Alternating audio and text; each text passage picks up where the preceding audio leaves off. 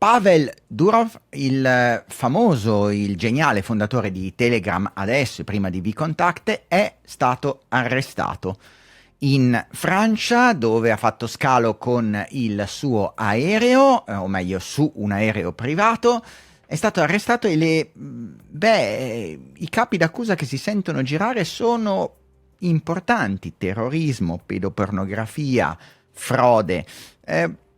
Ovviamente è già subito partito il battage oddio, l'attacco alle libertà, non si può più dire niente, l'Europa è diventata pericolosa, tante voci, tanto vociare. In realtà in questo momento la cosa ha molto poco a che fare con la libertà di parola, molto invece a che fare con la legalità e la compliance normativa, il rispondere agli ordini della autorità,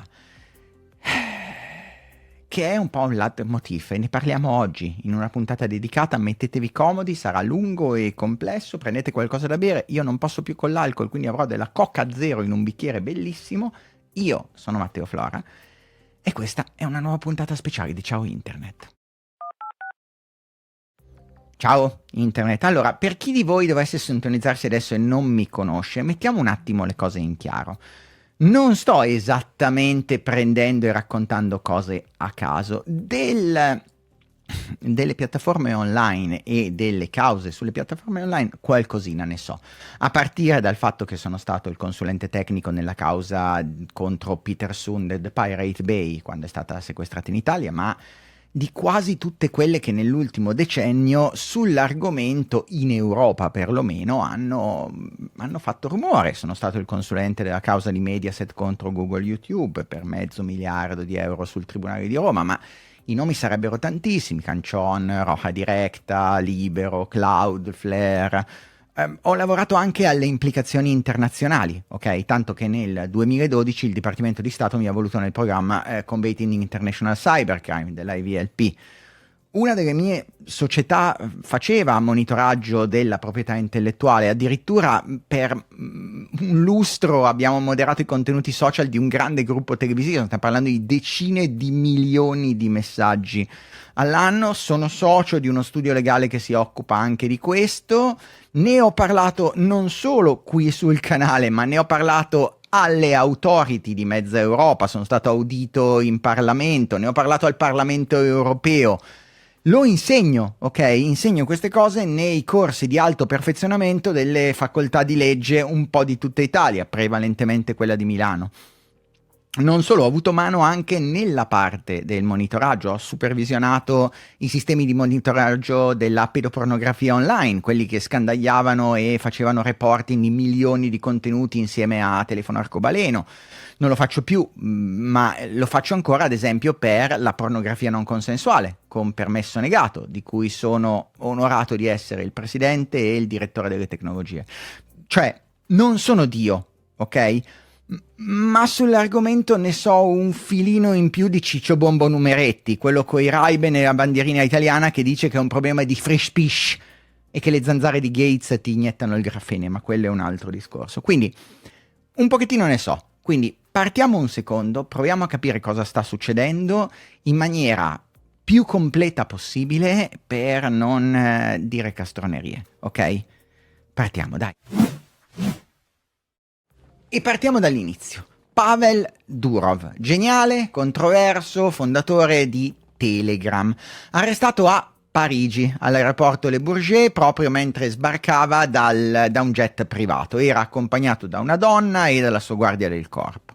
L'hanno arrestato intorno alle 20 gli agenti della Gendarmeria des Transports Aériens, della Gendarmeria dei Trasporti Aerei. Durov rischia in Francia perché ha una doppia cittadinanza franco-russa ed è stato fermato grazie a un mandato di ricerca, in realtà un mandato a comparire, emesso dall'OFIM, l'Ufficio della Direzione Nazionale della Polizia Giudiziaria francese, nell'ambito di una complessa ed estesa indagine, per adesso preliminare. Cosa ne sappiamo? Buona parte di quello che sappiamo è legato, oddio, vedrete una traduzione orribile, la traduzione automatica di Google, ok?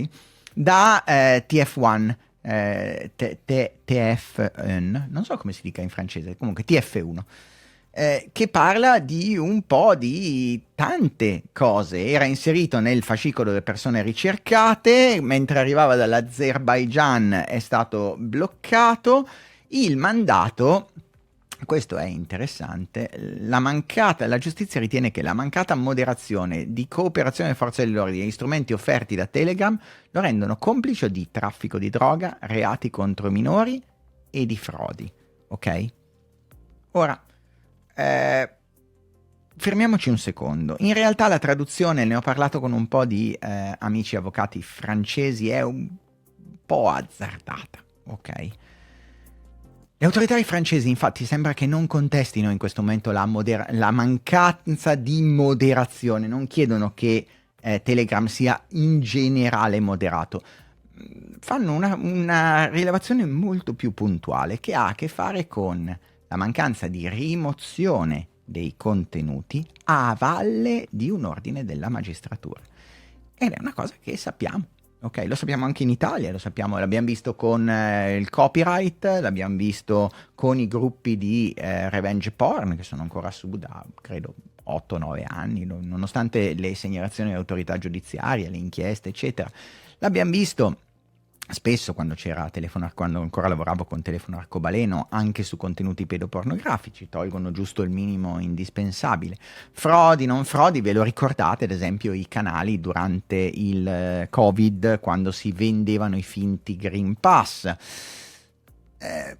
Quello che viene contestato in generale è due diverse parti più il corollario, poi vediamo anche il corollario.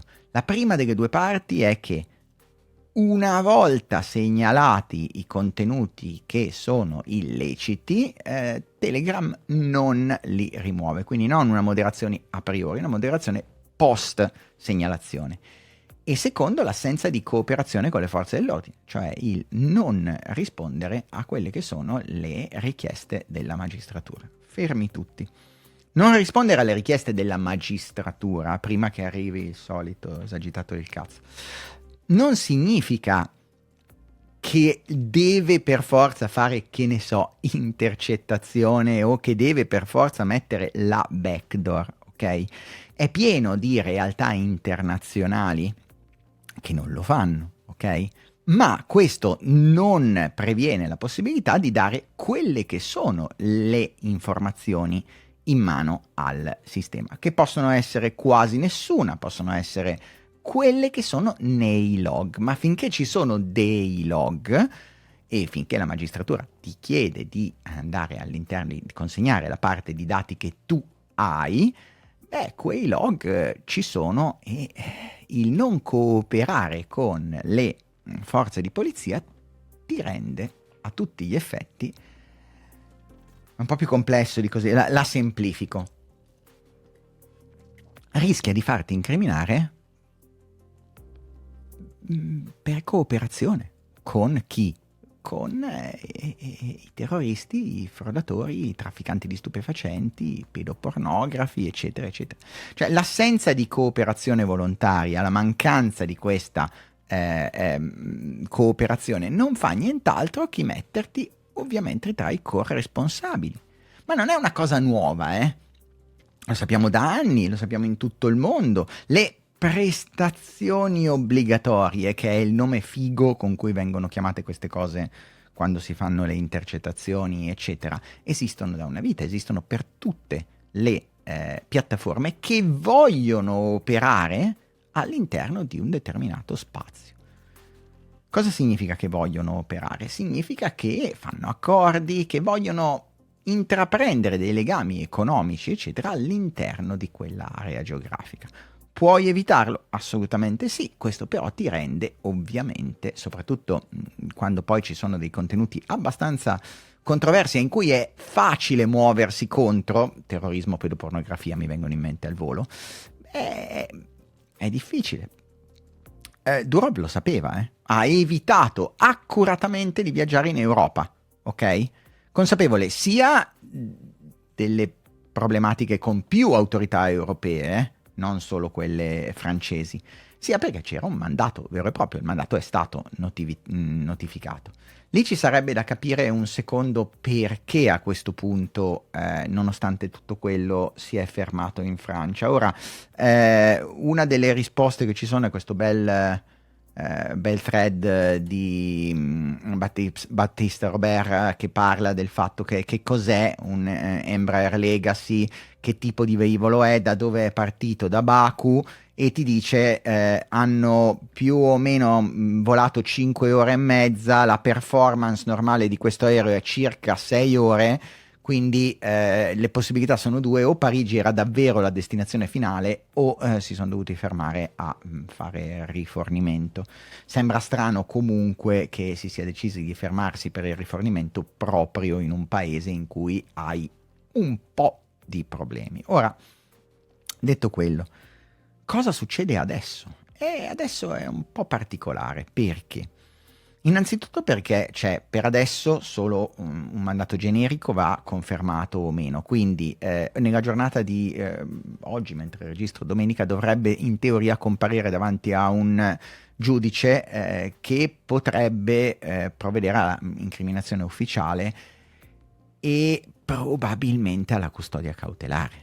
Già, perché? Perché la sua possibilità di inquinare le prove è elevata, essendo l'unico proprietario e direttore dell'azienda, proprietario no, è un po' più complesso di così, però direttore dell'azienda e CEO, e perché ha i mezzi e le facoltà per scappare in qualunque momento. Non solo, il fatto che già gli sono dovuti correre dietro per mesi e anni fa in modo che ci sia un bel po' di possibilità, ok?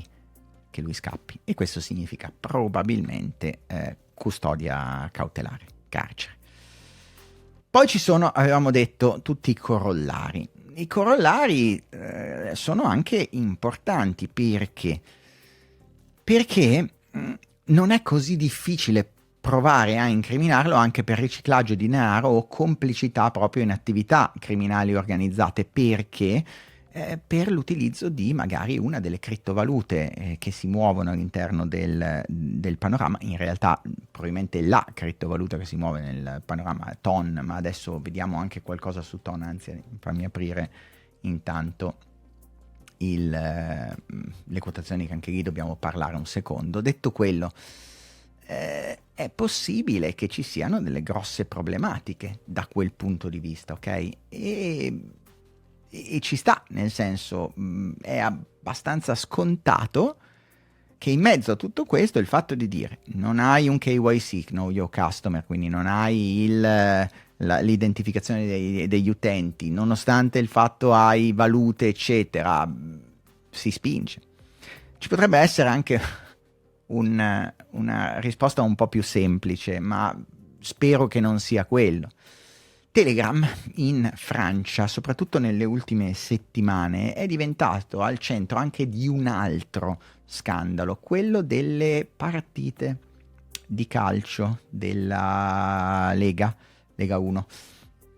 Ed è diventato quasi all'aperto il posto in cui andare a vedere le partite senza pagare. Questa cosa potrebbe aver influito abbastanza. Abbiamo visto che la proprietà intellettuale è una di quelle cose che fa correre un po' di più la magistratura in confronto a tante altre cose. L'abbiamo visto in Italia, quando c'è stato la vendita dei Green Pass, i proprietari dei canali Telegram sono stati trovati così, quando c'erano i libri e le riviste online, i proprietari sono stati trovati così. Per il revenge porn ne frega niente a nessuno, ma quello è tutta un'altra storia. Ora,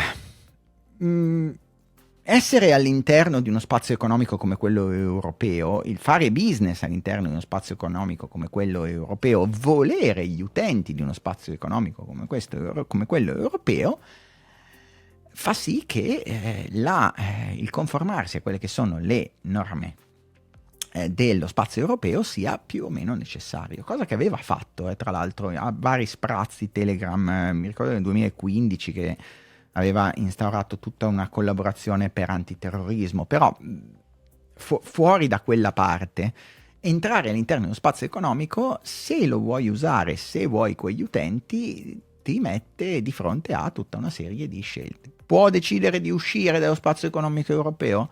Assolutamente sì, come lo può fare X, come lo possono fare tanti altri. Significa però ovviamente lasciar perdere un mercato che fa 500 miliardi di persone mal contate e che è economicamente estremamente interessante per 1000 ragioni, soprattutto economiche. Qui non si parla di moderare preventivamente i contenuti, eccetera, almeno per adesso. Si parla semplicemente di quelle che sono, ne avevamo già visto nel Digital Services Act, le normali cose che vengono chieste a tutte le altre piattaforme, non solo a Telegram. È lo stesso motivo per cui rompono le palle a Musk per X. L'essere all'interno di uno spazio economico di questo tipo, l'essere all'interno dell'Europa significa aderire a quelle che sono le necessità di base, che sono rispondere all'autorità giudiziaria quando chiede cose, magari anche contestando la decisione in giudizio, eccetera, eccetera. Tanti altri l'hanno fatto, Meta l'ha fatto più volte. Quando le richieste sono esagerate, contestarle nelle sedi opportune. E una volta che ci sono i decreti di sequestro o di decreti in cui si ingiunge alla piattaforma di chiudere quei contenuti, farlo. Poi come farlo? Ci sono diversi modi. X blocca quel contenuto solo nello stato di riferimento. Poco funzionale, ma ci sta.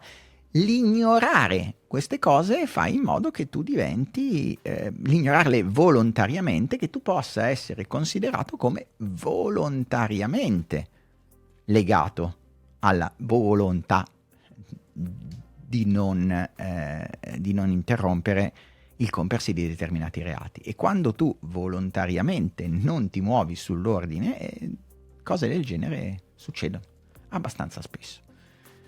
Ovviamente però questa cosa diventa fantastica da un punto di vista di propaganda, già Robert Kennedy Jr. da Francia, arrestato Durov, fondatore di CEO della piattaforma, la necessità di procedere alla libertà di parola non è stata così urgente. Elon Musk, che ovviamente riprende la parte di intervista di Durov in cui dice proprio quanto bello è X, eccetera. Ce ne sono un bel po' di cose di questo tipo. Vediamo se riesco.